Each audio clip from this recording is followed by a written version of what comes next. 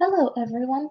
Today we are going to talk about the scientific method, and we're also going to talk about good science versus bad science, especially when you are reading a scientific article. Let's talk about the scientific method. What is a scientific method? It's basically a series of steps that are followed to help answer a question you might have or to help you explain an observation that you have. So the scientific method always starts with an observation. So first you would have an observation, which is going to lead you to ask a question.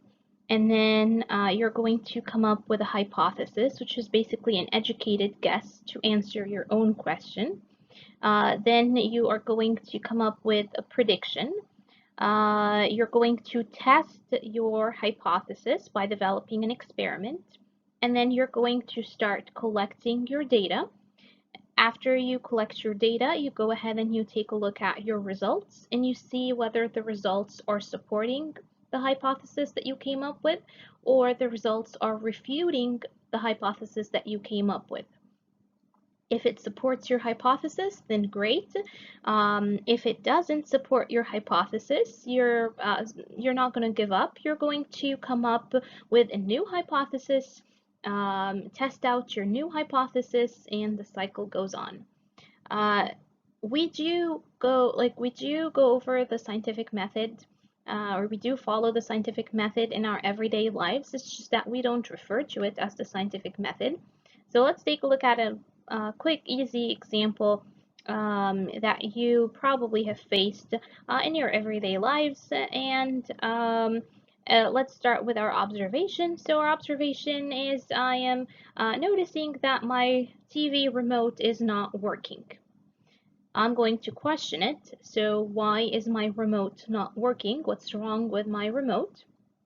I'm going to come up with a hypothesis that like an explanation of why my remote is not working. So my hypothesis in this case, you know what, probably my batteries are dead. My prediction is if I change my batteries, then the remote is going to work. I gotta test my hypothesis to see if it's really the batteries. So I'm going to go ahead and replace my old batteries with new batteries. I'm going to collect my data. So I'm going to start using the remote. If it does work, then I'm going to say that my experiment, and based on my data, I can say that my hypothesis was correct. It is supporting my hypothesis. Let's say that after replacing your batteries, it didn't work, then that means that my results are not supporting the hypothesis, and that means that I have to come up with a new hypothesis. So I have to come up with another explanation why my remote might not be working. And you repeat the process, you come up with a new hypothesis, come up with a new way of testing it out, and start collecting your new data. Now, for hypotheses to be considered good hypotheses, your hypothesis needs to be testable. So you have to have the means of testing it out. Another thing is that a hypothesis could either be supported or refuted. Okay. Now, whenever you are developing an experiment, you have to have two groups. You gotta have a control group and you gotta have an experimental group. Usually the control group is the group that doesn't get a treatment, the treatment in question, and then the experimental group is the group that does get the treatment that you are questioning. So for example, if you have a group of scientists in the lab that they are working on developing a new drug, and they want to test that drug to see if it's going to be effective, let's say, against cancer. These scientists in the lab, they're going to have to come up with two groups, the control group and the experimental group, when they are developing the experiment. So for the control group, they are going to choose a group of individuals that are not going to get that drug. They will probably just get a placebo. So maybe they are going to get, a sugar pill. The experimental group, this is the group of individuals that are going to get the drug. Why is it important to have a control group even though they are not getting the treatment? We are going to use the control group to compare the data that you get from the experimental group. You need to be able to compare it against something. So let's say they go ahead and they give the control group patients the placebo drug, and they start giving the other group of patients the actual drug. For them to figure out whether their drug is effective or not, they need to start collecting the data, and then they need to start comparing the data against the control group to see whether the data that they are getting is indeed showing promising effects, or if it's not showing promising effects based on comparing it with the control group. If actually an experiment does not have a control group, then your whole entire experiment is going to be considered invalid because you were not able to compare your data against a control group. So your data and everything will be considered invalid. Theories. When you think of the term theory, especially in the scientific world, a theory is a much broader compared to a hypothesis. So we said that hypotheses, those are educated guesses. This is a way for us to try to explain our observation and to come up with an answer to our own question. A theory, though, is much more comprehensive, and you've tested several different hypotheses, and you have collected an extensive amount of evidence before I start calling this concept a theory. To kind of explain it better, let's say that there are two hypotheses out there. One that says, you know what, we believe that the white fur with that polar bears have, it's an adaptation for them to be able to survive in the Arctic habitat, because that white fur is going to allow those bears to camouflage better. Because there's lots of snow and ice there, so their color is going to help them blend in, and so therefore the predators are not going to be able to spot them easily. Let's say there's another hypothesis that says that specific bone structure in hummingbirds' wings, that's a way for them to, that was an evolutionary adaptation, and it's giving them an advantage in gathering nectar from the flowers. See how here you have two hypotheses. One is questioning something about, the color, the fur color of the polar bears, and this hypothesis, you have a hypothesis about the bone structure of hummingbirds. So those are two completely different species, but yet there is something common about those two hypotheses. You are questioning certain, adaptation characteristics those those species have, that's allowing them to survive in the environment they are living in. And so this actually allowed the theory of natural selection to come in play. So natural selection theory was the theory that Charles Darwin came up with, and he came up with this theory after testing so many different species of animals and birds, etc. And the natural selection theory says that the species or the animals, etc., that have the better characteristics, or that they are more fit to be living in this environment, are the ones that are going to survive. And by fit, we mean that they have the characteristics that would help them live in such an environment. So in case, back to the Arctic habitat, bears that have the white fur is going to be a better characteristic compared to if I bring grizzly bears to live in the Arctic habitat. Grizzly bears, they're brown, so they're going to stand out, and so therefore the predators are going to spot them easily. And so for the natural selection to be considered a theory, it was tested extensively with so many different animals, plants, insects, etc. And the result always came out to be in support of that hypothesis, and it was that organisms that are more fit to be living in a specific environment, they are the ones that would be doing so much better, and they were the ones surviving and reproducing. And so there aren't a lot of theories out there because, as you can see, it has to be supported by extensive amount of data, and it can never be contradicted.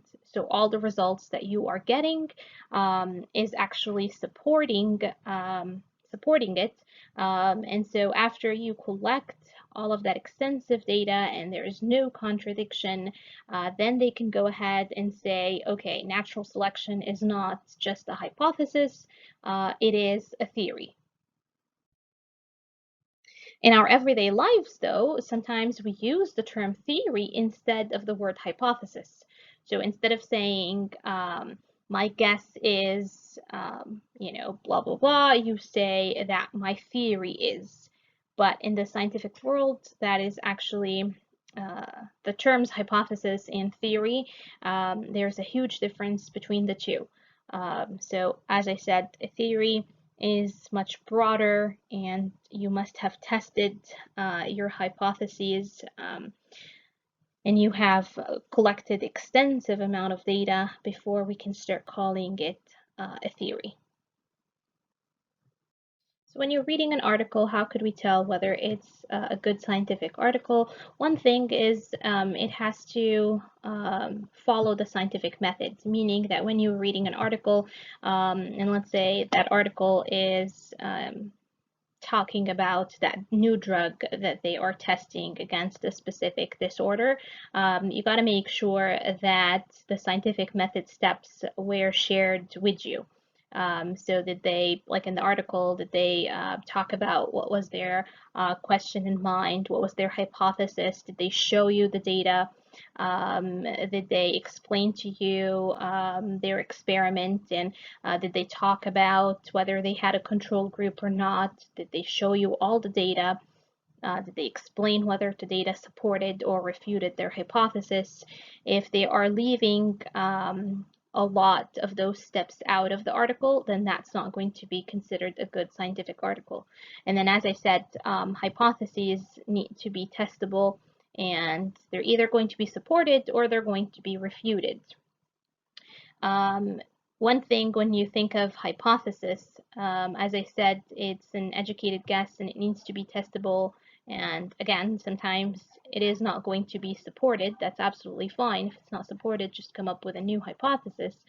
And you can't have, you can't test opinions. That's another thing. When you are coming up with a hypothesis, your opinions cannot be really tested. So if I say that, you know what, Oreo cookies are the best cookies out there, that cannot really be tested because I'm already biased towards, like, towards this brand of cookies. So how can I test it? Even if I try other cookies, I'm still kind of like, going to favor this brand of cookies versus, let's say, another brand. And so opinions are not really, shouldn't really be addressed, and you cannot really test them. Another thing is like facts. Now, facts sometimes they are, subject to scientific inquiry, but like, for example, gravity. Who can deny that there is gravity on Earth? But sometimes we do have, like, facts that later on, they were subjected to questioning, and it turns out that, you know what, for example, we had Pluto as a planet, and then, you know, they questioned it and they said, like, it doesn't fall under the category of being a planet, and so they changed that. I'm not sure what they've decided after all, you know, because they kind of changed their minds several times about it. But so facts and opinions are kind of hard to be tested out, and so also a good scientific article needs to be reviewed. So usually a group of other scientists, they go ahead and they read and they question the results that this other group of scientists are presenting, and they review it, and they can actually ask questions, and they can actually tell them, you know what, we want you to retest this, or we want you to kind of like redo that. And so the other group take those comments, they read it, and then they go ahead and see what they can do to make their experiment better. So again, all of these things would tell you that this article that you are reading is indeed like a good scientific article. If they show you all the steps of the scientific method, it was peer reviewed, they're not hiding any of the data, they're showing you all the data. And another thing is that good science is always replicated. So you can take their experiment and go ahead and do it yourself, you know, and see whether you got the same results that they got. So when you are, again, evaluating a scientific claim, you gotta keep in mind, you know, whether, for example, the author or the scientists that are presenting their data, whether they are biased towards their product. So let's say they are trying to, you know, they came up with a new drug and they are trying to promote their drug.